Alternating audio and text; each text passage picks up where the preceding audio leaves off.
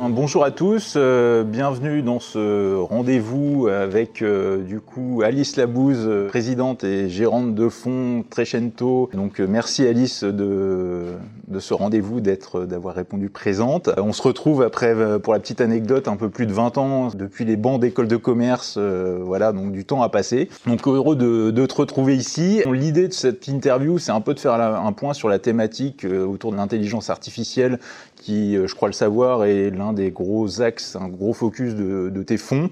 Tu vas nous en parler plus en détail. Alors nous, aux publications Agora, on a quelques spécialistes également sur la tech, notamment Ray Blanco aux États-Unis, Arthur Toss chez nous. Et c'est un peu dans cette continuité-là qu'on fait cet échange, justement, pour creuser cette thématique très tendance de l'intelligence artificielle et de voir sur quoi tu investis, ce sur quoi il faut encore investir, et voilà, et de présenter un petit peu ta société. Donc, rentrons dans le vif du sujet. Alice, avec plaisir. Je te laisse nous présenter un petit peu ton fonds. Voilà, en fait, c'est vrai qu'on était ensemble en école de commerce, et quelques années après être sortie de l'école de commerce, j'ai décidé de créer une société de gestion, donc agréée par l'autorité des marchés financiers, et j'ai lancé un fonds sur le thème de la santé. Action internationale santé, on investit au capital de sociétés cotées dans le monde dans la santé. Puis, quelques années après, en voyant arriver dans la santé l'intelligence artificielle, le big data et la robotique, on s'est dit avec mon équipe, est-ce que ça ne mériterait pas de faire un fonds dédié à cette thématique? Donc c'était en 2015, on a lancé Trecento Robotique, qui est un fonds Action internationale robotique et intelligence artificielle. On investit aux États-Unis, en Asie, un petit peu en Europe, parce qu'en Europe, il n'y a malheureusement pas beaucoup de sociétés cotées sur cette thématique. Et on va être sur des sous-segments que nous, on considère comme véritablement de la robotique et de l'intelligence artificielle. Il faut savoir que le premier robot au monde est né sur une chaîne de production automobile. C'est pour ça, évidemment, que le secteur industriel est très important en matière de robotique et d'intelligence artificielle. On a maintenant ce qu'on appelle la Smart Factory, c'est-à-dire l'usine connectée, qui permet à celui qui détient l'usine de s'assurer d'une efficacité et d'une efficience très forte de sa chaîne de production. Ça va de systèmes d'inspection en amont et en aval des chaînes de production, avec de l'intelligence artificielle, aux robots collaboratifs, à des lasers qui intègrent aussi de l'intelligence artificielle. Ça, c'est le premier segment sur lequel on va être investi sur ce fonds. Mais c'est bien sûr beaucoup plus large et on en parlera volontiers puisqu'il y a d'autres sous-segments, évidemment, dans cette thématique. D'accord, ouais, donc robotique, c'est vrai qu'on a tous en tête le côté industriel, automatisation de chaîne de production, effectivement, mais il y a aussi, j'imagine, on le sait tous, beaucoup de segments, que ce soit même dans le foot avec le mondial fin 2022, où pour le coup j'avais trouvé ça dans un de tes écrits, dans la règle des hors-jeux qui a été automatisée, et chose que je savais pas, que j'ai appris rétroactivement. Mais donc voilà, ça peut être dans tous les sports, j'imagine, même dans l'agriculture. Alors c'est marrant parce que en préparant un peu cette interview, dimanche soir dernier, je suis tombé sur Capital, vous l'avez peut-être vu, sur un sujet autour de l'agriculture, des pesticides, etc. Et c'est vrai que les agriculteurs étaient en première ligne. Évidemment, eux utilisent ce qu'on leur recommande et ils se retrouvent déjà, c'est pas facile, je pense, pour eux. Et en gros, tout ça pour dire qu'il y a pas mal de besoins en robotisation, notamment dans les pesticides. Tous les domaines, et en matière d'agriculture, il y a l'agritech. Ouais. C'est-à-dire qu'il y a vraiment un nouveau secteur d'activité avec de l'innovation majeure où il y a de l'intelligence artificielle, il y a de la robotisation, il y a même des solutions par satellite. On peut acheter aujourd'hui des tracteurs intelligents, c'est-à-dire qu'ils vont mettre exactement la bonne quantité d'engrais ou de pesticides nécessaires. Ils vont calculer la pluviométrie à venir, l'humidité, pour permettre aux agriculteurs d'améliorer leur production et leur productivité.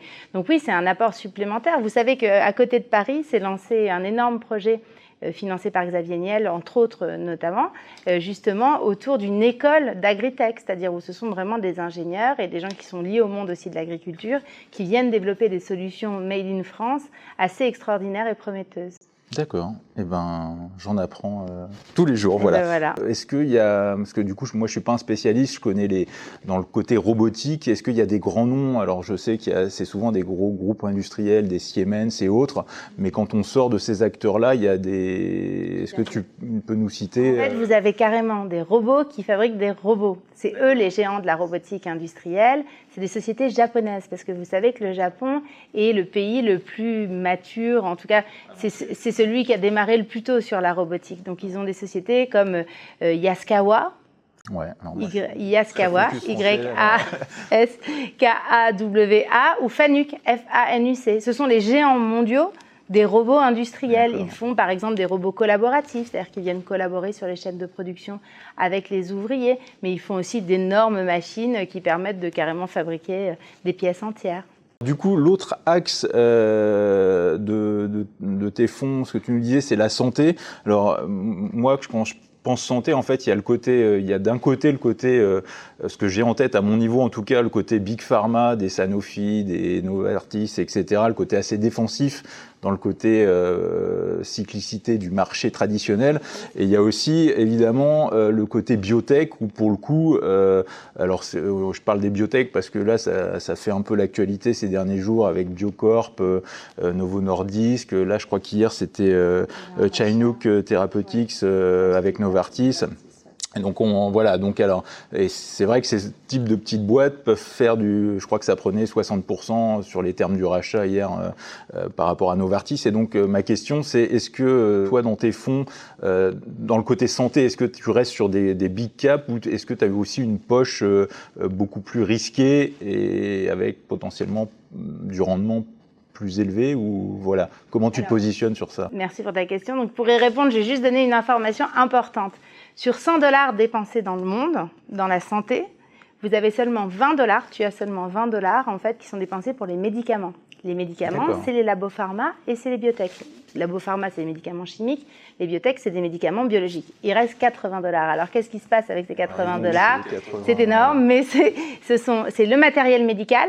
Donc implants, prothèses, outils de traitement, de diagnostic, les outils de radiothérapie, toutes les machines, matériel médical, et les services à la santé, cliniques, maisons de retraite, assureurs santé privés, logiciels pour les médecins, pour les pharmaciens, tout le développement de l'e-santé, de l'ambulatoire, enfin bon, je ne vais pas tout vous expliquer là-dessus. Alors, donc il y a 4 grands segments dans la santé qu'on vient d'évoquer. Sur ces 4 grands segments, pour répondre à ta question, nous, on est plutôt investis sur ces 4 segments, mais simplement, on a fait le choix de n'investir que sur des sociétés rentables.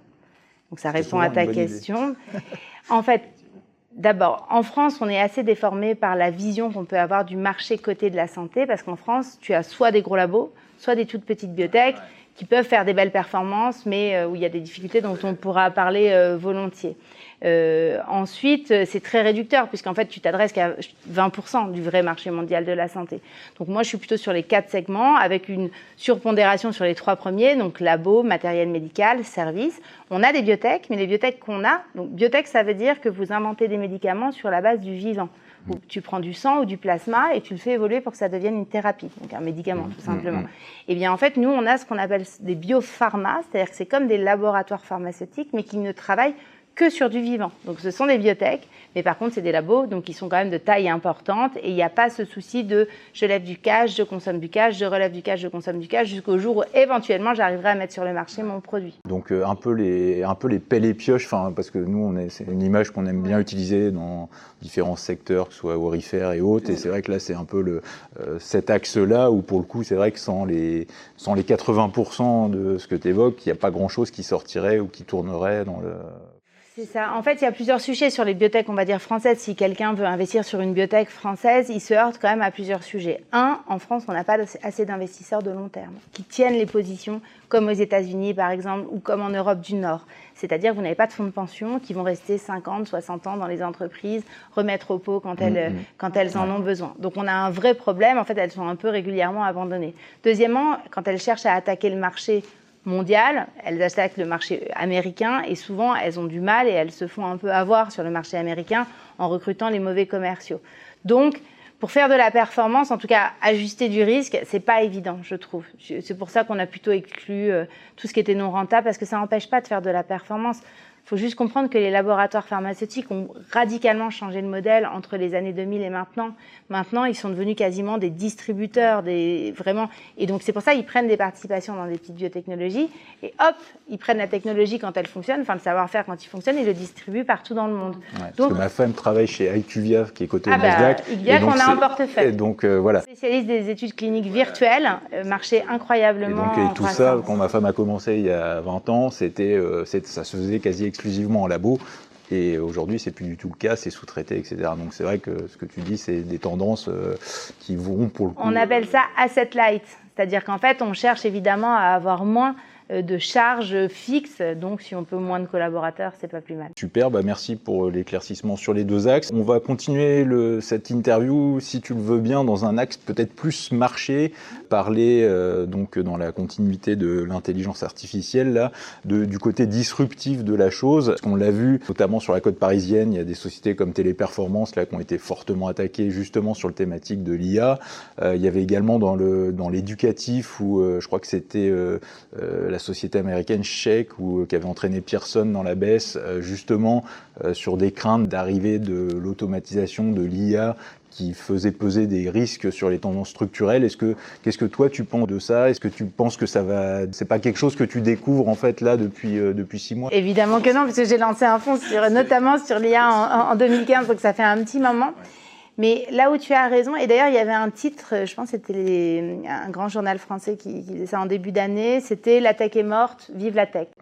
Et il y a un peu de ça, c'est-à-dire qu'en fait on est arrivé sur une forme de fin de cycle en fin d'année dernière autour de la tech, où il y avait un espèce d'abandon collectif en disant finalement toutes ces sociétés survalorisées, qui gagnent pas forcément de l'argent et qui servent pas. Puis dans le même temps, avec les taux qui remontent, on va en parler après, donc ça vient. Évidemment, avec la hausse des taux, il y avait une forme de découragement et de capitulation autour de la tech. Ouais. Et en début d'année, arrivée de ChatGPT de manière vraiment importante, on apprend qu'il va y avoir des nouvelles générations rapidement, on part sur la course en fait, aux outils d'intelligence artificielle. Le monde entier s'y met, les Chinois, les Américains. Enfin, quand je dis le monde entier, en général, c'est les Chinois et les Américains, parce que nous, on essaye, mais on verra plus tard. Et donc, regain d'intérêt important, et surtout des publications qui commencent vraiment à laisser sous-entendre qu'on est parti dans la ruée vers l'or. Et cette ruée vers l'or, on en parlait tous les deux avant, Nvidia en est l'incarnation. Justement, alors question, tu fais la transition. J'imagine que tu as du Nvidia, parce que par rapport à Cathie Wood, quand on remonte, c'était fin 2022 qui avait sorti 80% de sa position, je crois, quasiment au point bas de mémoire. Et donc toi, c'est quelque chose que tu as gardé, que tu me disais que tu as gardé l'année dernière, c'était pas facile, j'imagine. Et pour le coup, ça s'avère payant. Voilà, alors on n'a pas craqué. C'était pas évident, mais on n'a pas craqué parce qu'on s'est dit que s'il y a bien une société qui incarne l'intelligence artificielle, c'est Nvidia, et on va en parler, donc on l'a gardé, et c'est même notre principale position depuis le début de l'année en portefeuille. Donc on était assez contents, on va dire, de très jolies hausses et des publications. Et justement, en parlant de publications, c'est ça le sujet, c'est que ce qui est passionnant avec Nvidia, donc je rappelle Nvidia, en fait, c'est une société qui fait des puces, comme la puce que vous pouvez avoir dans votre iPhone, si vous voulez. Simplement, en fait, elle a le niveau de technologie le plus avancé au monde. Elle vient du gaming, donc des jeux vidéo, et c'est pour ça qu'elle a développé comme des cartes mères, en fait, qui ont des capacités de calcul et qui sont extraordinaires. Et donc, ils ont publié là, donc en fait, c'est vraiment eux qui s'adressent à l'intelligence artificielle et à la robotisation dans le monde. Quand vous voulez développer ce genre de solution, vous allez chercher Nvidia. Et là, ils ont un carnet de commandes qui est tellement plein qu'ils ne savent même plus comment y répondre. Et c'est pour ça que la bourse a autant valorisé ce titre-là récemment. Et donc, qu'est-ce que ça veut dire le pendant de ça? C'est de dire qu'en fait, vous avez dans le monde plein d'entrepreneurs, plein d'entreprises qui ont décidé de commander des puces Nvidia pour lancer des nouveaux projets. Donc, grosso modo, vous avez une masse de croissance et de chiffre d'affaires à venir qui est colossale, puisque la première chose que vous faites quand vous voulez développer un outil d'intelligence artificielle, c'est à minima d'acheter une puce. Donc, vous achetez la puce, et donc, en fait, du coup, ça veut dire qu'il y a des tas de gens dans le monde entier qui travaillent dessus. Donc, de dire la tech est morte, vive la tech, c'est pas faux. C'est-à-dire que vous avez maintenant, en fait, c'est comme un nouveau marché quoi, qui est en train de s'ouvrir et qui va venir modifier en profondeur énormément de secteurs d'activité. Et c'est plutôt une bonne chose, il ne faut pas en avoir peur. Après, c'est vrai que c'est marrant parce que du coup, on en parlait là aussi en off juste avant, c'est que moi j'ai une approche évidemment beaucoup plus court terme de la chose. En plus, je ne suis pas spécialiste proprement parlé de la tech, mais c'est vrai que les Nvidia, AMD, tout ça, moi je connaissais avant quand j'étais plus jeune, je jouais à des World of Warcraft et autres et il fallait changer de carte graphique pour suivre, etc. Et c'est vrai qu'avec, par exemple, avec le Bitcoin, l'explosion des cryptos, ces sociétés-là s'étaient envolées. Et moi, en fait, à l'époque, quand tout s'était envolé, je commençais à trouver qu'on était dans le paroxysme peut-être d'une bulle. Et c'est vrai que toute l'année dernière, plus le temps passait, plus en fait les événements allaient dans mon sens. Et du coup, c'est ce qu'on disait aussi avant, c'est que moi, si tu m'avais demandé il y a un an ce que je pensais de Nvidia, des AMD, etc., je pensais qu'on ne reverrait pas les niveaux de début 2022 dans ce timing-là. Donc c'est vrai que d'où la question, l'ouverture derrière, c'est est-ce que tu penses que, je sais pas, le Nasdaq 100 va prendre 30%? Enfin, est-ce que ce qu'on a eu sur Nvidia, c'est seulement en fait le début et on va avoir des AMD qui restent. Il y a encore pas mal de grosses tech qui restent un peu en retard par rapport à leur sommet de l'année dernière. Est-ce que tu penses que du coup, c'est Nvidia, tout ça va se poursuivre? D'abord, je pense que l'homme a une propension naturelle à développer des nouvelles choses, à innover et globalement à faire croître en fait le marché que nous avons créé collectivement.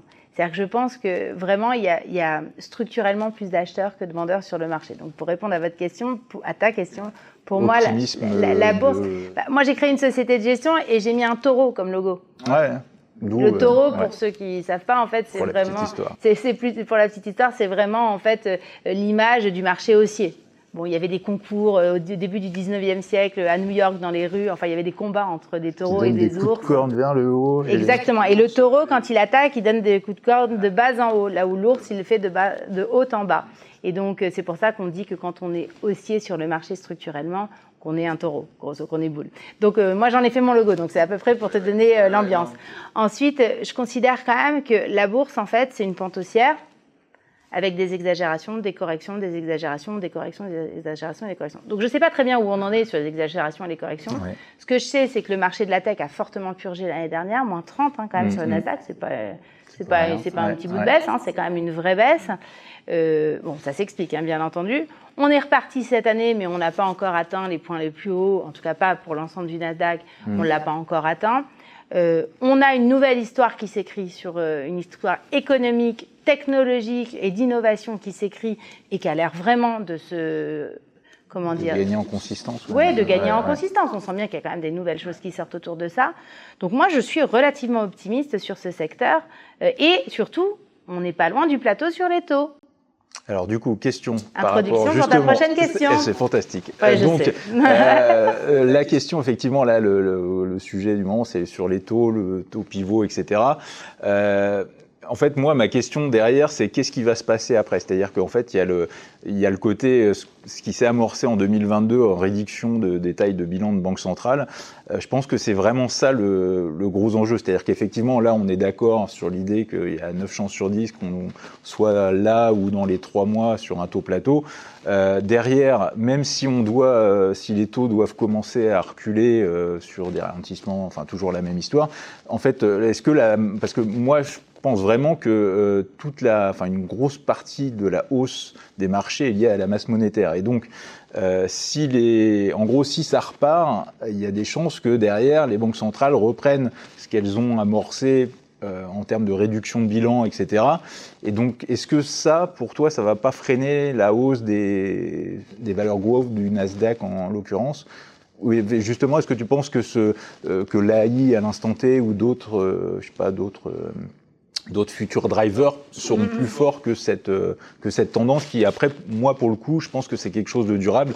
Je me trompe peut-être et effectivement, on va peut-être revenir sur des taux comme ce qu'on a connu, plancher, etc. Si c'est le cas, pour le coup, il y aurait matière de mon point de vue, à légitimer une poursuite de la hausse. Mais à part cette éventualité-là, si jamais ça ne doit pas être le cas, j'ai un peu de mal à l'idée de me dire que le Nasdaq va prendre 50% dans les 2 ans ou 3 ans, quoi. En fait, c'est ça en termes de perspective. Donc je sais pas, toi, non, mais ça c'est te semble intéressant. pas fou, Bon, c'est difficile, hein. Moi, j'ai pas de boule de cristal, ouais, d'accord. Donc je sais pas ce qui va se passer quand les taux vont rabaisser. Je l'aurais bien amené avec moi, mais je l'ai oublié à la maison. Simplement, d'abord, c'est intéressant ce que tu dis. C'est une vision qui s'entend complètement, voilà. Après, il me semble quand même que on est un peu piqué au système. C'est-à-dire qu'en fait, grosso modo, je sais pas si tu as lu, mais tu as des nouvelles théories qui expliquent que finalement la dette c'est pas grave et que ce soit pour les entreprises ou pour les États, tant qu'on est capable d'avoir une confiance dans la monnaie, alors tu as tout le sujet crypto, hein, donc il mériterait un débat complet évidemment, voilà, mais tant que dans les monnaies, on va dire fiat, donc les monnaies plus classiques, on a confiance, le fait de taper de la monnaie, bon, ça crée de l'inflation, ça crée un problème, mais on peut continuer à quand même injecter du cash en fait dans l'économie. Donc c'est pas si simple, c'est-à-dire que est-ce que les banques centrales vont continuer à injecter de l'argent dans l'économie quand elles vont baisser les taux, est-ce que ça aura un impact favorable sur les valorisations? Mon sentiment c'est que oui. C'est-à-dire que moi, là, pour le coup, je suis assez d'accord. Si effectivement, si on doit, de toute façon, on va baisser les taux. C'est-à-dire que je crois pas qu'on va rester en plateau éternellement, sauf nouveau choc important, genre une guerre importante avec des sujets pétroliers ou sur les matières premières agricoles. Ok, là, c'est difficile d'anticiper. Mais si on fait comme d'habitude, si on continue de la même manière, ça va être une lente. Moi, je pense qu'il va y avoir un re-rating, donc une augmentation des prix en fait des actifs et notamment des actifs boursiers. Ok. Donc globalement, si vous me posez la question, pour moi, quand les taux vont baisser, la bourse va monter, et particulièrement le Nasdaq. Ça, c'est mon avis. Parce que c'est ça, en fait, la question à l'instant T, c'est est-ce que le Nasdaq est trop optimiste, parce qu'on le voit, il a pris 30%, depuis les points bas, peut-être 25-30, alors que les taux US sont encore relativement élevés. Et donc, effectivement, si les taux, si les contrats viennent à reprendre, je sais pas, ou les rendements de passer à 3,8 à 3, on peut effectivement se dire que ça va être là aussi porteur pour le Nasdaq. Donc, en fait, je vais te dire, comme on ne sait pas ce qui va se passer, c'est pas mal de regarder ce qui s'est passé historiquement. Moi, ça fait 20 ans, depuis qu'on s'est quitté en école de commerce, en fait, que je travaille sur les marchés financiers. Donc, j'ai fréquenté plein de gens, j'ai vu plein de gérants, plein d'analystes, plein d'économistes très visionnaires. Et je trouve qu'en fait, finalement, même s'il y a une quote-part de ces gens-là qui ont une propension à plutôt avoir le verre à moitié vide régulièrement, et on en connaît, en fait, structurellement, ça monte. C'est-à-dire qu'en fait, si on réfléchit que les taux soient hauts, que les taux soient bas, qu'on ait une guerre, qu'on ait le Covid, qu'on ait ci, qu'on ait ça, globalement, en fait, on revient à ma pente haussière, si tu veux. Et c'est pour ça que j'ai créé des fonds actions longs. Parce qu'on évoquait tous les deux avant ce sujet-là. Est-ce qu'on fait du trading quotidien ou est-ce qu'on est long? Bon, les deux sont évidemment complémentaires, hein, ça c'est certain. Mais en tout cas, ma vision à moi, quand j'ai créé mon entreprise, c'est de dire on va aller chercher des champions sur des thématiques qui sont en croissance, donc sur des catalyseurs de long terme forts, et on les garde suffisamment longtemps parce qu'on considère que ça va performer. Et franchement, ça marche. L'histoire te donne raison. Ça fait 12 ans, ça marche. Ça ne veut pas dire qu'il n'y a pas d'accident, mais ça marche. C'est aussi une autre question, et pour le coup, là, c'est un peu, pour te donner, moi, mon point de vue, c'est qu'historiquement, en tout cas, depuis la question que je me pose, c'est depuis 5-7 ans, est-ce que les PE moyens sont pas déformés, artificiellement surévalués avec les politiques monétaires et les taux qu'on a eus? Est-ce que l'historique, peut-être depuis 40 ans... Je veux bien répondre. Ouais, vas-y. Je pense que tu as raison. Les prix, les PE, on va dire, ou les prix qu'on paye pour les sociétés cotées en bourse, en particulier dans ce qui est très fortement en croissance, ça a été artificiellement déformé par l'afflux de cash. Ouais. Mais il me semble que ça va rester en fait un standard. C'est-à-dire qu'en fait, moi, j'ai été analyste financier. J'ai des analystes financiers qui travaillent pour moi, j'en fréquente beaucoup, d'accord? Qu'est-ce que font les analystes financiers? Ils ont plein de méthodes de valorisation des entreprises. Dans une des méthodes de valorisation, qui est quand même pas mal utilisée, on regarde la valeur moyenne historique le prix moyen historique d'une entreprise dans laquelle on envisage d'investir. Et ce prix historique moyen, où ces bornes hautes et bornes basses, vont prendre en compte ce moment de déformation. Donc pour moi, ça tire à la hausse, si tu veux. Si tu as les DCF, après c'est le côté, en fait, C'est par exemple sur les DCF, tu as le cash flow qui s'actualise, Ouais. effectivement, qui ne donne pas le même résultat si tu as des taux à 4 ou à 2. Mais derrière, en fait, ma question, c'est que est-ce que voilà, alors effectivement, si toi tu penses que le PE moyen de 25 depuis 15 ans, il est normal, il est devenu une normalité de fait. Ouais, et donc tu penses que je pense que ça va rester une référence. Avant 2000, en fait, c'était du passé c'était une autre période. C'était autre chose. Les banques centrales n'étaient pas au taquet en train de faire tout ce qu'elles font et aussi actives en fait sur les marchés. Okay. Je suis d'accord pour dire que c'est des pansements qu'on met au fur et à mesure. Mais sauf que de toute façon, on n'a pas le choix. C'est-à-dire que la Banque centrale met un pansement à chaque fois qu'il y a un problème. Ouais. Mais sauf qu'elle n'a pas le choix. Donc, elle ne va pas enlever tous les pansements et puis laisser le sang couler. Je rappelle un point très important. S'il n'y a qu'une chose qu'il faut retenir, c'est quand même que les investisseurs particuliers aux États-Unis sont très investis en bourse. Donc, c'est pas comme chez nous où c'est pas grave si la bourse baisse. En fait, c'est très grave aux États-Unis si la bourse baisse. On parle des retraites des gens, on parle de l'épargne des gens, on parle de l'école des enfants parce que les parents ont mis des sous de côté et il faut que ça se soit valorisé.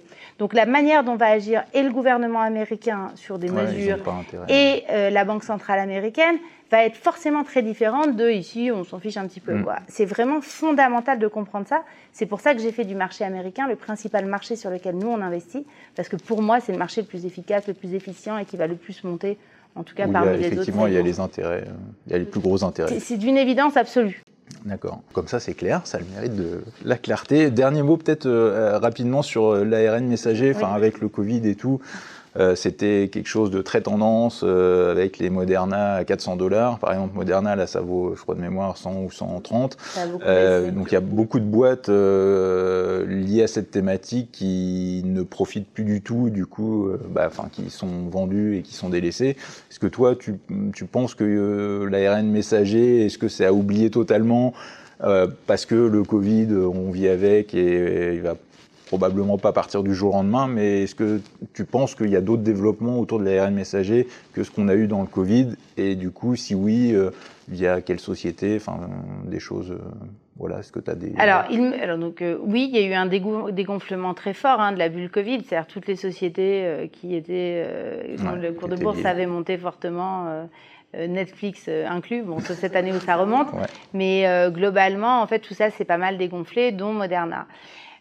En fait, il y a deux choses. Il y a la question boursière et il y a la question, on va dire, santé, technologie, santé, tout ça. Sur la question boursière, moi, j'attendrai pour revenir sur les sujets d'ARN messager. Je pense que, et donc, du coup, sur la question recherche, il me semble que ça va prendre du temps. Mais la réponse, c'est que oui, il y a énormément de travaux qui sont en ce moment réalisés, notamment par Moderna, mais pas que, par des grands laboratoires pharmaceutiques que vous connaissez aussi, qui cherchent évidemment à utiliser cette technologie sur d'autres pathologies.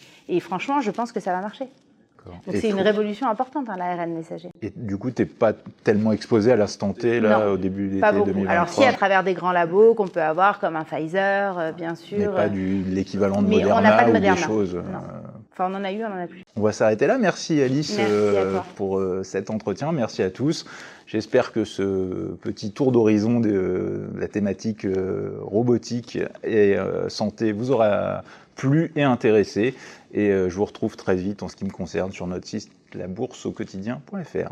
À bientôt. Merci beaucoup d'avoir regardé cette vidéo. N'hésitez pas à réagir dans les commentaires ou à liker et partager cette vidéo si le contenu vous a plu.